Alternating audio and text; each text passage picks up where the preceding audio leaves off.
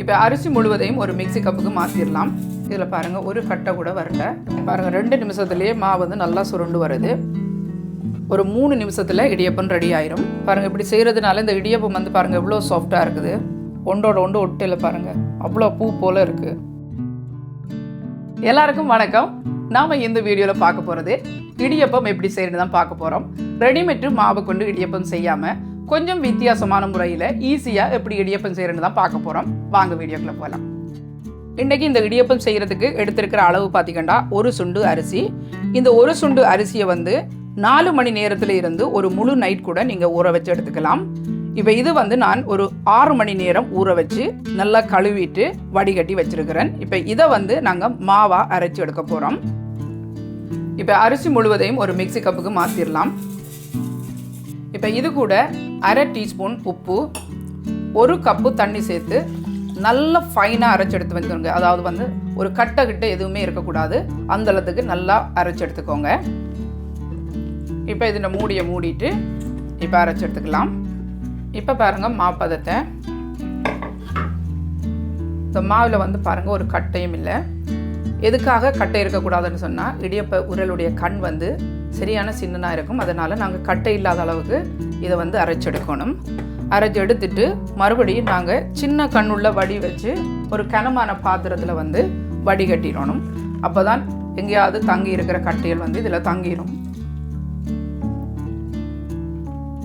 இதில் பாருங்கள் ஒரு கட்டை கூட வரல. ஒரு கொஞ்சமாக தண்ணி சேர்த்து இப்போ மிக்சியை கழுவி அதையும் இந்த மாவோடு சேர்த்துடலாம். இப்போ அடுப்பை ஆன் பண்ணிவிட்டு சட்டியை வச்சுட்டு இப்போ இதில் வந்து 1 டேபிள் ஸ்பூன் அளவுக்கு எண்ணெய் சேர்த்துக்கோங்க. வாசம் இல்லாத எண்ணெயாக சேர்த்துக்கோங்க. சேர்த்துட்டு இதை வந்து சரியான குறைஞ்ச நெருப்பில் வச்சு தான் கிட்டத்தட்ட ஒரு 4லேருந்து 5 நிமிஷம் நீங்கள் கிண்டும் போது உங்களுக்கு அந்த இடியப்ப பதத்துக்கு மாவு வந்துடும் சுருண்டு. எப்போவுமே வந்து கனமுள்ள பாத்திரம் இந்த மாதிரி வலிக்கு, அதாவது வந்து அடியில் பிடிக்காத அளவுக்கு அதை வலிக்கக்கூடிய மாதிரி நல்ல உறுதியான கரண்டி வச்சுக்கோங்க. நெருப்பை வந்து நல்லா குறைச்சி வச்சுக்கோங்க. நான் வந்து சிவப்பு பச்சை அரிசி எடுத்துருக்கிறேன். நீங்கள் இதை வெள்ளை பச்சை அரிசியில் கூட செய்யலாம். பாருங்கள் 2 நிமிஷத்துலேயே மாவு வந்து நல்லா சுருண்டு வருது. இன்னும் ஒரு கொஞ்சம் நேரம் நீங்கள் வந்து இதை கிளறிட்டே இருந்தால் இது நம்முடைய இடியப்ப மாப்பதத்துக்கு வந்துடும். இப்போ பாருங்கள் மா நல்லா உருண்டு வந்துட்டு இப்போ இதை கையை வச்சு நீங்கள் இதை பார்த்தீங்கன்னா ஒட்டாது. இந்த பதத்தில் வந்து நம்ம வேறொரு பாத்திரத்துக்கு மாற்றிடணும். சூட்டு பாத்திரத்தோடு வச்சுருக்கக்கூடாது. இப்போ இதை வந்து எடுத்து வேறொரு பாத்திரத்துக்கு மாற்றிடணும். இப்போ இந்த மாவுக்கு கொஞ்சமாக பச்சை தண்ணி தெளித்து நல்லா பிசைஞ்சு எடுக்கணும்.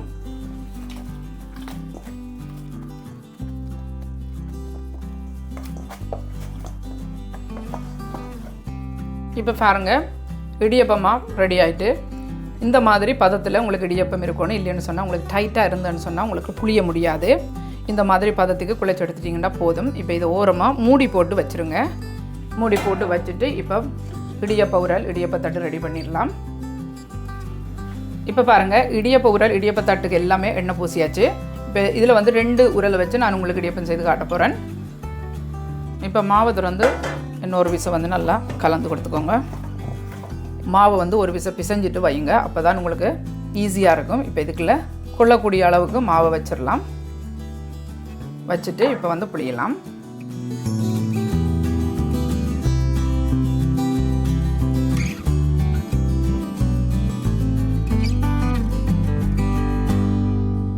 இன்றைக்கு வந்து நான் வந்து ஸ்டீமரில் தான் இடியப்பம் வைக்க போகிறேன். இதே மாதிரி நீங்கள் இட்லி சட்டியில் கூட அவிக்கலாம். இதில் வந்து ஒன்றன் மேலே ஒன்றா அடுக்கிக்கோங்க. ஒரு 3 நிமிஷத்தில் இடியப்பம் ரெடி ஆயிரும். இப்போ மூடி போட்டுட்டு நெருப்பு வந்து மீடியமாக வச்சுக்கோங்க. இப்போ இந்த உரலில் இருந்து நாங்கள் எப்படி இடியப்பம் புளியறன்னு பார்க்க போகிறோம். மர உரலை விட இந்த உரலில் உங்களுக்கு புளிகிறது வந்து ஈஸியாக இருக்கும்.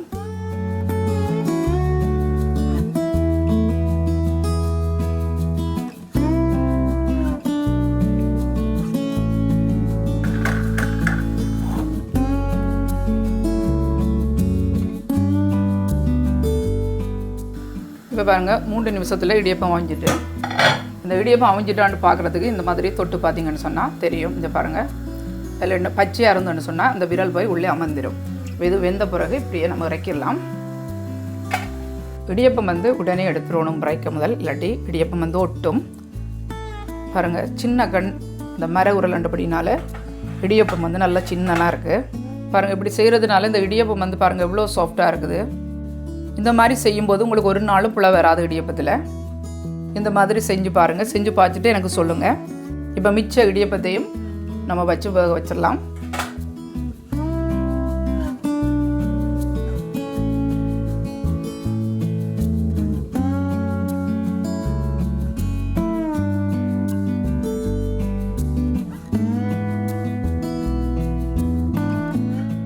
இப்போ பாருங்கள், இந்த இடியப்பம் எவ்வளோ சாஃப்டாக இருக்குது பாருங்கள். தொட்ட உடனே கலர் இதெல்லாம் பாருங்கள், ஒன்றோட ஒன்று ஒட்டையில் பாருங்கள், அவ்வளோ பூ போல் இருக்குது.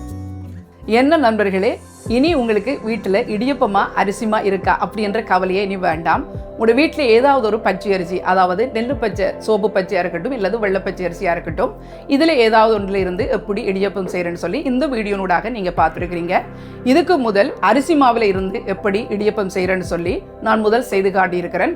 அந்த செய்முறை உங்களுக்கு பார்க்க விரும்பினால் இந்த வீடியோனூடாக நீங்கள் பார்த்து தெரிஞ்சு கொள்ளலாம். இந்த வீடியோ உங்களுக்கு பிடிச்சிருந்தா லைக் பண்ணுங்க, ஷேர் பண்ணுங்க, மறக்காமல் தனுஷ் குசினுக்கு சப்ஸ்கிரைப் பண்ணுங்க.